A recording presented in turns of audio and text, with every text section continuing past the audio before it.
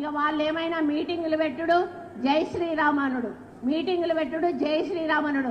మరి జై శ్రీరామ్ అంటే పైనుంచి ఏమన్నా పైసలు పడుతున్నాయా, లేకపోతే ఏమన్నా మనకు పథకాలు వస్తానయా, ఇంకేమన్నా వస్తానయా అంటే ఏమీ లేదు. తీసుకొస్తారు, మోడీతోటో మీటింగ్ పెట్టిస్తారు, 4 హిందీలో మాటలు మాట్లాడిస్తారు, ఎల్లగొడతారు.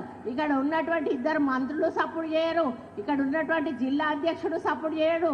మరి కేంద్రం నుంచి రావాల్సిన మనకు ఏవైతే ఉన్నాయో వాటి నిధులను రప్పించే ప్రయత్నం చేయరు. మరి మనకు అన్యాయం జరుగుతున్నా కూడా నోరు కాంగ్రెస్ రోజు లెక్క పెట్టుకోండి. తెలంగాణలో కాకతీయులు ఏలిన ఈ గడ్డ మీద ఖచ్చితంగా నరేంద్ర మోడీ గారు 10వ తారీఖున అడుగు పెడుతున్నారు.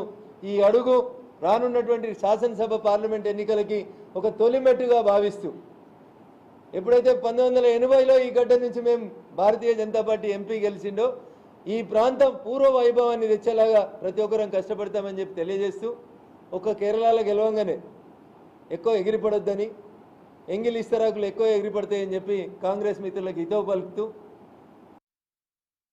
కొండా సురేఖ గారు నిన్న జై శ్రీరామ్ అంటే డబ్బులు రాలుతాయా, పథకాలు వస్తాయని చెప్పి అవహేళనగా మాట్లాడారు. అమ్మ సురేఖ గారు, శూర్పణఖ మాట అన్నట్టు మీరు మాట్లాడారు. జై శ్రీరామ్ అంటే ఈరోజు మొత్తం భారతదేశం అంతా జై శ్రీరామ్ పేరుతో, జై శ్రీరామ్ నామాలతో మారుమోగిపోతోంది.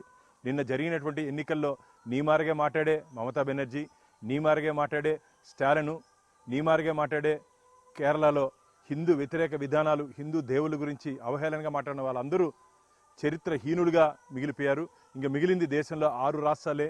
ఖచ్చితంగా రాబో రోజుల్లో మొత్తం భారతదేశం అంతా కాషాయమయం కాబోతున్నది. జై శ్రీరామ్ నినాదాలతో దేశం మొత్తం ముందుకు పోతూ ఉంటే మీరేదో మతపరమైనటువంటి అంశాలు లేవనెత్తి తద్వారా ఓటు బ్యాంకు రాజకీయాల కోసం లబ్ధి పొందాలని చెప్పి ఒక దుష్ట ఆలోచనతో మీరు ముందుకు పోతున్నారు.